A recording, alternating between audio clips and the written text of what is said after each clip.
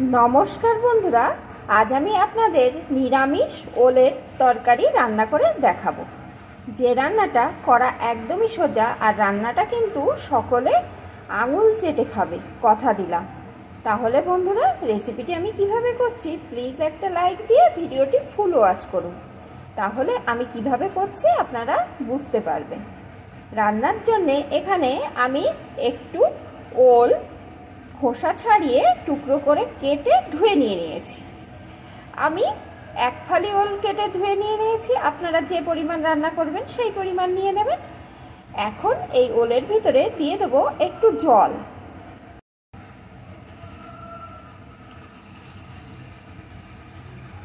একটু জল দিয়ে দিলাম। এখন ওলটাকে আমি ভাপ দিয়ে নেব।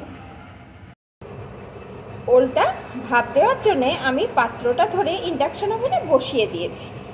আমি 5 মিনিট মতন ওলটা ভাপ দিয়ে নেব। ওলটা কিন্তু একদম পুরোপুরি সিদ্ধ হলে হবে না, তাহলে কিন্তু রান্না ভালো হবে না। তাহলে বন্ধুরা, আপনারা সাথে থাকুন, আমি ওলটা ভাপ দিয়ে ফিরে আসছি। আর এর যে মশলাটা সেটা আমি এখন রেডি করে নেব। মশলাটা রেডি করার জন্যে আমি মিক্সিং জার নিয়ে নিয়েছি। এর ভিতরে দিয়ে দেবো এক টুকরো আদা, 2টো শুকনো লঙ্কা, 4-5টা কাঁচা লঙ্কা। ঝালের পরিমাণটা আপনারা আপনাদের পছন্দ অনুযায়ী দিয়ে নেবেন। এখন এই মশলাটা আমি পেস্ট করে নেব। মশলাটা এখানে আমার রেডি হয়ে গেছে। এদিকে ওলটাও কিন্তু ভাপ দিয়ে নেওয়া হয়ে গেছে। এখন জল থেকে সেঁকে ওলটা একটা পাত্রে আমি তুলে নেব। জল থেকে ভাপ দেওয়া ওলগুলো আমি একটা পাত্রে তুলে নিয়েছি।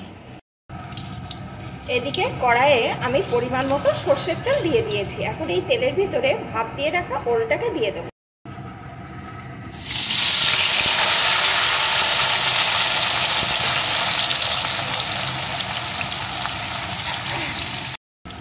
সাথেই দিয়ে দেবো একটু লবণ। এখন ওলটা সুন্দর করে আমি ভেজে নেব। ওলটা এখানে সুন্দরভাবে ভেজে নিয়েছি। এখন ওলগুলো আমি তুলে নেব। ভাজা ওলগুলো আমি তুলে নিয়েছি। এখন এই তেলের ভিতরে ফোড়নে দিয়ে দেবো একটু গোটা জিরে, একটু তেজপাতা ছিঁড়ে দিয়ে দিলাম। ফোড়নটাকে একটু ভেজে নেব। ফোড়নটা সুন্দর করে ভেজে নিয়েছি। এখন আমি এর ভিতরে পেস্ট করে রাখা মশলাটা দিয়ে দেব।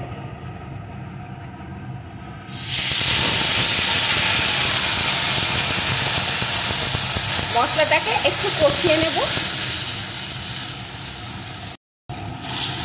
মশলাটা একটু কষিয়ে নিয়ে এর ভিতরে আমি দিয়ে দেবো একটা টমেটো কুচি, সাথেই দিয়ে দেবো পরিমাণ মতো হলুদ গুঁড়ো,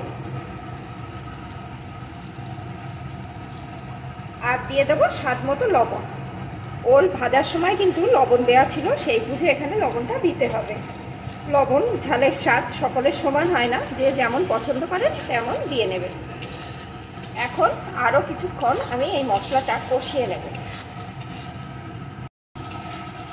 সমস্ত কিছু আমি একটু কষিয়ে নিয়েছি। এখন এর ভিতরে ভেজে রাখা ওলের টুকরোগুলোকে দিয়ে দেব। এখন মশলার সাথে এটাকেও বেশ কিছুক্ষণ আমি কষিয়ে নেব। ওলটাও মশলার সাথে সুন্দর করে আমি কষিয়ে নিয়েছি। মশলা দিয়ে কেমন তেল উঠে এসছে। এখন এর ভিতরে আমি দিয়ে দেবো পরিমাণ মতো জল। এখানে কিন্তু অবশ্যই উষ্ণ গরম জল দিয়ে দেবেন।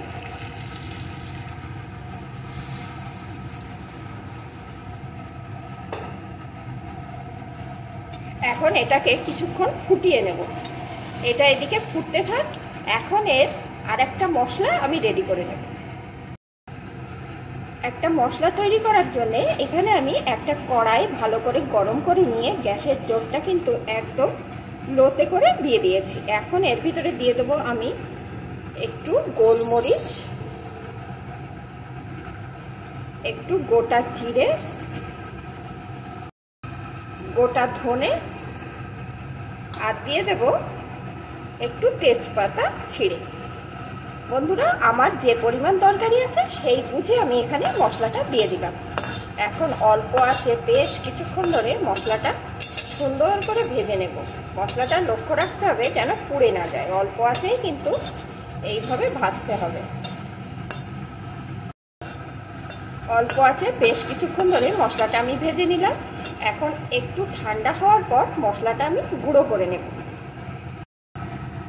ওদিকে ভাজা মশলাটা রেডি করতে করতে এদিকে কিন্তু ওলটা বেশ কিছুক্ষণ জাল হয়ে গেছে, আর ওলটা কিন্তু এখন ভালো রকম সিদ্ধও হয়ে গেছে। যেহেতু আগে থাকতে ভাপ দিয়ে রাখা ছিল, আবার ভেজেও নিয়েছি ভালো করে, তাই ওলটা কিন্তু তাড়াতাড়ি রান্নাটা হয়ে গেছে। আর গরম জল দিলে কিন্তু রান্নাটা তাড়াতাড়ি হয়ে যায়, স্বাদেও ভালো হয়। এখন আমি যে ভাজা মশলাটা রেডি করে রেখেছিলাম ওই মশলাটা এর উপর দিয়ে দেব।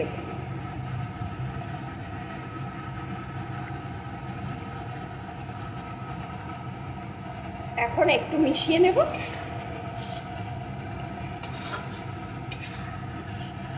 এইটুকু ঝোল রাখবো, কারণ ওলের তরকারি কিন্তু নামানোর পরে ঝোল অনেকখানি টেনে যায়। ভালো করে মিশিয়ে নিলাম। এখন কিন্তু নিরামিষ ওলের তরকারি আমার একদম রেডি। বন্ধুরা, এর স্বাদ যে একবার খাবে একদম মুখে লেগে থাকবে।